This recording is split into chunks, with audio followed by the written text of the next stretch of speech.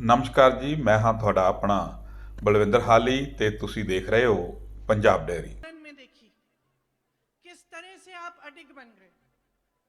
आप में से कितने लोग शहीद हुए, लेकिन आप पीछे नहीं हटे, आप किसी के सामने कभी नहीं झुके। यही है आपकी पंजाबियत, आप झुकने वाले नहीं हैं। जब मैं लखीमपुर खेरी गई, जहां पे 6 किसानों को एक क्रूरता से कुचला गया, एक मंत्री के पुत्र ने कुचला, मैं जब उन किसानों के परिवारों में गई, दुख लगा लेकिन गर्व भी हुआ कि ऐसे भी परिवार होते हैं। जो परिवार उजड़ गए थे, कमाने वाला चले गया था, लेकिन महिला वहां खड़ी थी, खुददार थी, झुकती नहीं थी। ऐसे गांव में मैं गई जहां पे उनका एक घर अकेला था, डर था। मुझे बोला, चुपचाप से बोला कि दीदी किसी को हमारे साथ छोड़ दो, क्योंकि क्या पता यहाँ क्या हो जाए। लेकिन झुकी नहीं वो महिलाएं, वो विधवाएं भी नहीं झुकी, अपना सर ऊंचा करके बैठी थी और कह रही थी कि ठीक है, हमारे परिवार का सदस्य, हमारा शौहर शहीद हो गया, कोई बात नहीं, हम लड़ते रहेंगे। ये है पंजाबियत।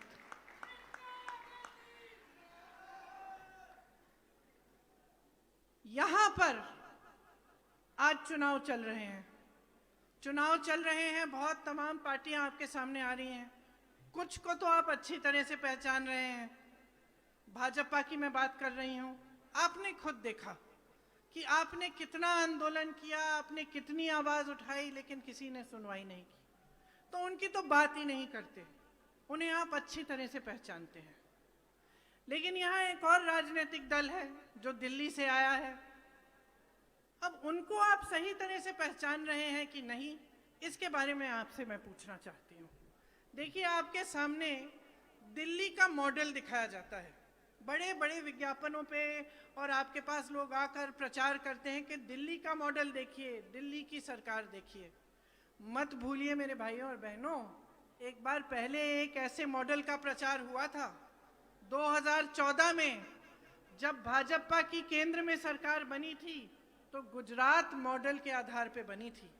उसी तरह से जिस तरह आपके सामने आज प्रचार हो रहा है, बड़े बड़े विज्ञापन थे, इतना विकास हुआ है गुजरात में, बिजनेस आसान हो गया है, गरीब नहीं है, सब अमीर हो रहे हैं, सब खुशहाल हैं, किसान खुशहाल है, रोजगार ही रोजगार है। और क्या हुआ? वो मॉडल सिर्फ विज्ञापनों में था। आपको एक ऐसी सरकार मिली जिसमें रोजगार घटे, आपको एक ऐसी सरकार मिली जिसने किसानों को कुचल डाला, एक ऐसी सरकार मिली जिसने शिक्षा, सेहत के कोई संस्थान नहीं बनाए। और दिल्ली की असलियत भी अलग नहीं है। जो आम आदमी पार्टी है वो उभरी कहां से है? वो उभरी ही आरएसएस से है। आम आदमी पार्टी के नेता खुद कहते हैं कि हम भाजपा से बड़े भाजपा हैं। दिल्ली में सेहत संस्थान, शिक्षा के संस्थान के नाम में कुछ नहीं है। आपको बताया जाता है कि बढ़िया बढ़िया स्कूल बने हैं। जरा आइए दिल्ली आके देखिए क्या बना है, दिल्ली वालों से पूछिए कि कैसे जी रहे हैं। तो आज का जो माहौल है, आज जो आप परिस्थितियां देख रहे हैं, इसमें आपको जो राजनीतिक दल हैं, जो नेता हैं, इनकी असलियत पहचानने की बहुत ही महत्वपूर्ण जरूरत है। जब तक आप असलियत नहीं पहचानेंगे, तब तक आप सही निर्णय नहीं ले सकते। ये सच है कि 5 सालों से हमारी यहाँ सरकार थी। ये सच भी है कि उस सरकार में कुछ खामियां थी, कहीं रास्ते में भटक गए। वो सरकार पंजाब से चलनी बंद हो गई, वो सरकार दिल्ली से चलने लगी, और दिल्ली में भी कांग्रेस पार्टी से नहीं, लेकिन भाजपा और भाजपा की सरकार द्वारा चल रही थी। वो जो छुपी हुई साठगांठ थी, वो आज खुले में आ गई है। इसीलिए हमें वो सरकार बदलनी पड़ी, इसीलिए हमें एक नई राजनीति आपके सामने लानी पड़ी। हम आपकी आवाज सुन रहे थे, हम जान रहे थे कि कुछ गलत हो रहा है, उसको ठीक करने के लिए एक नई राजनीति आपके सामने आई। उस नई राजनीति में आपको एक ऐसे इंसान, एक ऐसे शख्स मिले, चरणजीत सिंह चन्नी जी, जो आप में से उभरे, जो आपकी तरह हैं।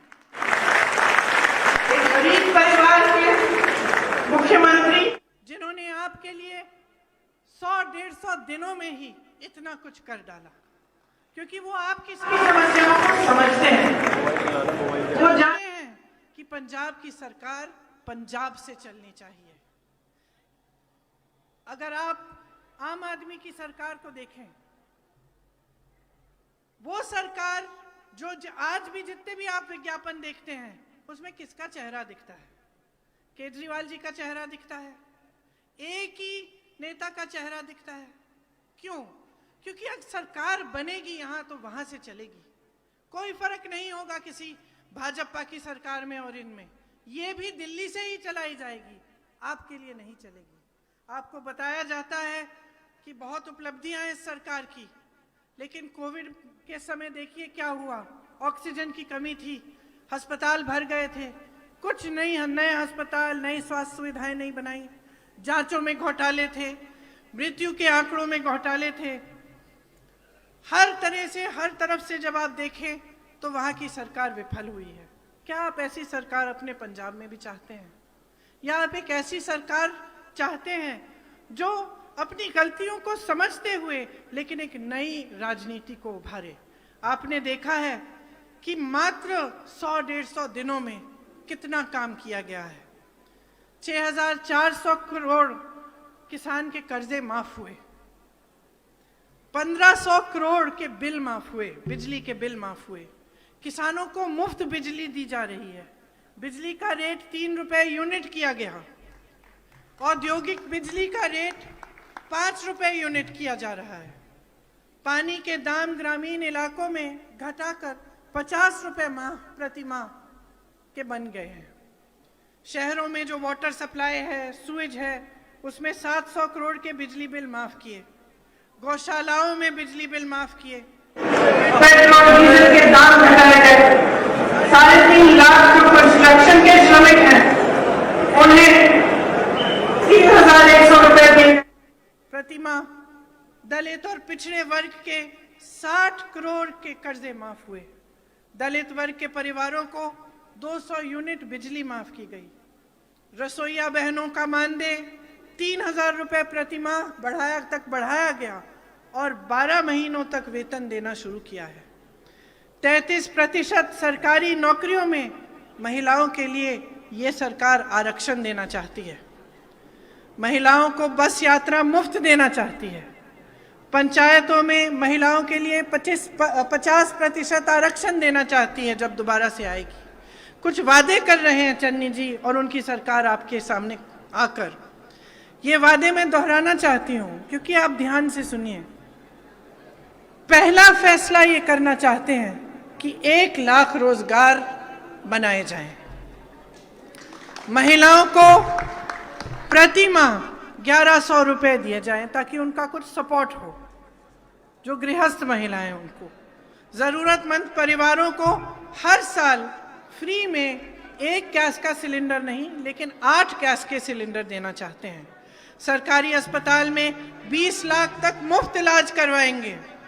राज्य रोजगार योजना के तहत पंजाब में के सभी निवासियों को 100 दिन का रोजगार का गारंटी दिया जाएगा। आंगनवाड़ी की बहनों को 10,000 रुपए प्रति माह दिया जाएगा। सरकारी स्कूलों की लड़कियों को स्मार्टफोन और लैपटॉप दिया जाएगा। तो ये सरकार जो इतना सारा कुछ करना चाहती है, ये सिर्फ चुनाव के समय आपको ये कहने के लिए नहीं आए हैं, इनका दिल आपके लिए धड़कता है।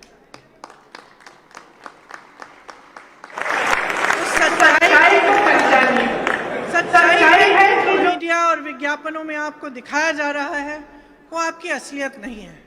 सच्चाई ये है कि चाहे भाजपा की नीतियां हों या दिल्ली में आम आदमी पार्टी की नीतियां हों, इससे पब्लिक की कोई भलाई नहीं हो रही है, इससे आपका विकास नहीं हो रहा है, आप आगे नहीं बढ़ रहे हैं। आप अपने बच्चों को बड़ा करते हैं मेहनत की कमाई से, खून पसीने से। आप किसान हैं, आप मजदूरी करते हैं, आप छोटे छोटे कारोबार खोलते हैं, छोटे बिजनेस हैं आपके। उनकी मदद के लिए एक सरकार चाहिए, एक ऐसी सरकार जो आपके छोटे बिजनेसों को, आपके छोटे दुकानों को मजबूत बनाए।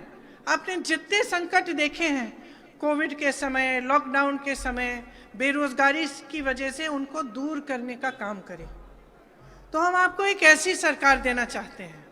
और मैं आप सबसे आग्रह करना चाहती हूं कि जब आप वोट करने जाएंगे तो जो आपके नेता है, राजनीतिक दल है, उसको आप चर्चा करें। आपको एक नई सरकार चाहिए तो एक नई सरकार आपको कांग्रेस में ही मिलेगी। आपको ऐसे नेता मिलेंगे जो दिन रात आपके लिए काम करेंगे, कर रहे हैं। मैं अपने अनुभव से आपको बता सकती हूँ, चन्नी जी का कभी फोन नहीं मिलता। बोलते 3 बजे सुबह आया था, मैं 6 बजे सुबह चले गए। सुबह से शाम तक, सुबह होने तक आपके लिए काम करते रहते हैं। खुश होंगे सुनकर कि 3-4 बजे तक आपके लिए काम हो रहा है। उनको एक मौका दीजिए, आपके हित के लिए एक सरकार बनाने का एक मौका दीजिए, पंजाब को फिर से मजबूत बनाने का, उस पंजाबियत को जिस पर आप सबका गर्व है, हम सबका गर्व है, उसी को उभार के मजबूत बनाने का। यही मैं आग्रह आपसे करना चाहती हूँ। आपने बहुत ध्यान से मेरी बातें सुनी, इसके लिए आपको बहुत बहुत धन्यवाद। जय हिंद, जय पंजाब और सत श्री अकाल। धन्यवाद।